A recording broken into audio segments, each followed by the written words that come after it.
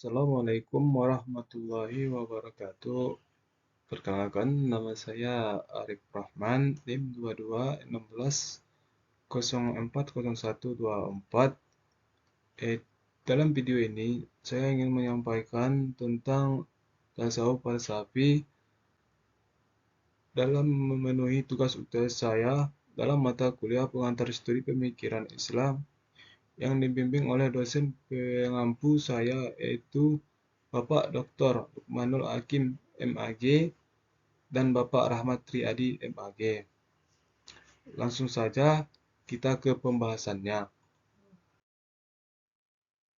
A. Pengertian tasawuf falsafi. Secara bahasa dan istilah, tasawuf falsafi adalah tasawuf yang ajaran-ajarannya memadukan antara visi dan mistis dan visi rasional pengasasnya. Berbeda dengan tasawuf akhlaki, tasawuf falsafi menggunakan terminologi filosofis dalam pengungkapannya. Terminologi falsafi tersebut berasal dari bermacam-macam ajaran filsafat yang telah mempengaruhi para tokohnya. Menurut At-Taftazani, tasawuf falsafi mulai muncul dengan jelas dalam khazanah Islam sejak abad ke-6 Hijriah, meskipun para tokohnya baru dikenal seabad kemudian. Sejak abad ini, tasawuf falsafi terus hidup dan semakin berkembang, terutama di kalangan para sufi dan juga filsuf sampai menjelang akhir-akhir ini.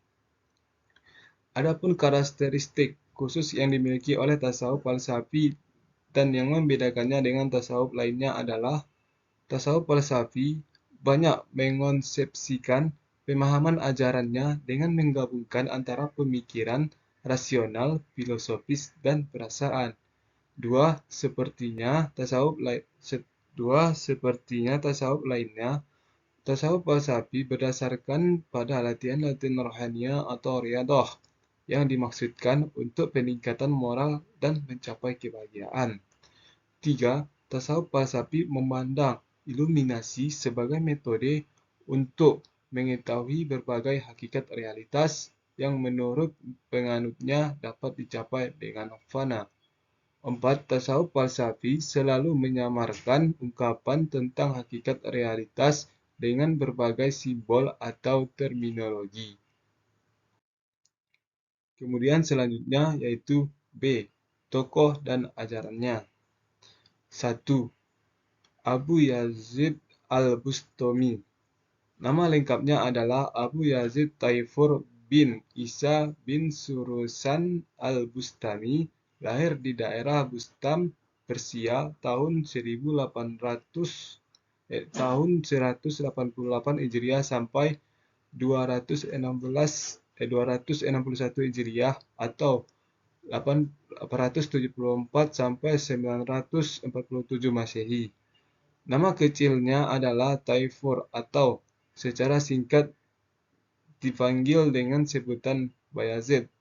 Abu Yazid al-Bustami meninggal pada tahun 216 Hijriah atau 875 Masehi di Bustam dalam usia 73 tahun.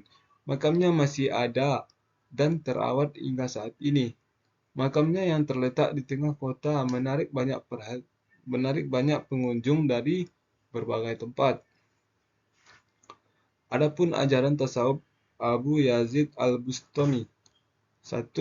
Al-Fana dan Al-Baqa. Secara hadifah, fana berarti meninggal atau musnah. Dalam kaitan dengan sufi, maka sebutan tersebut biasanya digunakan dengan proposisi fanaan yang artinya kosong dari segala sesuatu, meluapkan atau tidak menyadari sesuatu. Sedangkan dari segi bahasa, kata fana berasal dari kata Arab, yakni faniya yafna, yang berarti musnah, lenyap, hilang, atau hancur. Sedangkan konsep bako ditilik dari asal kata bakia, yabka, dan baka. Dalam kamus Al-Kausar, bako berarti tetap, tinggal, atau kekal. Secara etimologi berarti tetap, dan secara terminologi adalah istilah tasawuf yang berarti mendirikan sifat-sifat terpuji kepada Allah Subhanahu wa taala. Konteks tasawuf, istilah baqa biasanya digunakan dengan proporsi baqa yang berarti diisi dengan sesuatu, hidup atau bersama sesuatu. Kemudian ajaran selanjutnya dari Al-Bustami yaitu Al-Ittihad. Konsep Ittihad ini merupakan efek yang ditimbulkan dari konsep sebelumnya yaitu fana dan bangkok. Ittihad timbul sebagai konsekuensi lanjutan dari pendapat sufi yang berkeyakinan bahwa jiwa manusia adalah pancaran dari nur ilahi, atau dengan kata lain akunya manusia adalah pancaran dari Tuhan. Siapapun yang bisa membebaskan diri dari alam lahiriahnya atau mampu meniadakan kepribadian dari kesadarannya, maka dia akan mendapat jalan menuju sumber yang asal yaitu cahaya Tuhan. Kemudian dua nama tokoh lainnya yang ajarannya yaitu Al-Hallaj. Nama lengkapnya adalah Abul Mukhij Al-Husain ibnu Mansur ibnu Muhammad Al-Badawi. Al-Hallaj dilahirkan sekitar 244 Hijriah atau 858 Masehi di Tur, Al-Baida, Iran Tenggara. Al-Hallaj meninggal dalam eksekusi pancung yang dilakukan oleh penguasa saat itu di Baghdad karena ajarannya dituduh dapat menyesatkan. Adapun ajaran tasawuf dari Al-Hallaj yaitu satu, hulul. Hulul merupakan konsep di dalam tasawuf falsafi yang meyakini terjadinya kesatuan antara Khalik dengan makhluk. Pengertian hulul secara singkat adalah Tuhan mengambil tempat diri manusia tertentu yang sudah melenyapkan sifat-sifat kemanusiaan melalui fana. Istilah halul berimplikasi kepada bersemayamnya sifat-sifat ketuhanan ke dalam diri manusia atau lainnya. Kemudian tokoh selanjutnya yaitu Ibnu Arabi. Nama lengkapnya Muhammad bin Ali bin Muhammad bin Ahmad bin Ali bin Abdullah bin Hatim. Beliau biasa dipanggil dengan nama Abu Bakar, Abu Muhammad, dan Abu Abdullah. Namun beliau terkenal dengan gelar Ibnu Arabi, Muhyiddin, dan Al-Hatami. Beliau lahir pada 17 Ramadan 560 Hijriah atau 29 Juli 1165 Masehi di kota Marsia, yaitu ibu kota Andalusia Timur. Ibnu Al-Arabi tinggal di Hijaz dan meninggal pada tahun 638 Hijriah. Adapun ajaran tasawuf dari Ibnu Al-Arabi, satu, wahdat al-wujud. Konsep ajaran wahdat al-wujud merupakan ajaran utama dan sentral dari konsep tasawuf Ibnu Arabi. Wahdat al-wujud merupakan istilah yang terdiri dari dua kata, yaitu wahdat dan al-wujud.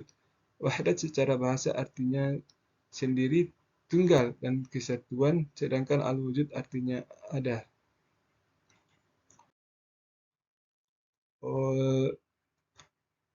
Baiklah, segitulah hasil penyampaian materi saya yaitu tentang tasawuf falsafi dalam memenuhi tugas saya yaitu tugas UTS dalam mata kuliah pengantar studi pemikiran Islam.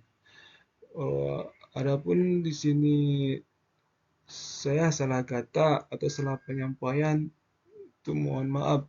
Maklum saya masih dalam proses belajar. Sekian yang dapat saya sampaikan kepada Bapak saya yaitu Bapak Dr. Lukmanul Hakim MHG dan Bapak Ahmad Triadi. Dalam penyampaian ini kalau ada salah kata dan salah penyampaian mohon maaf. Saya masih dalam proses belajar. Saya akhiri dengan wabillahi taufik walhidayah. Assalamualaikum warahmatullahi wabarakatuh.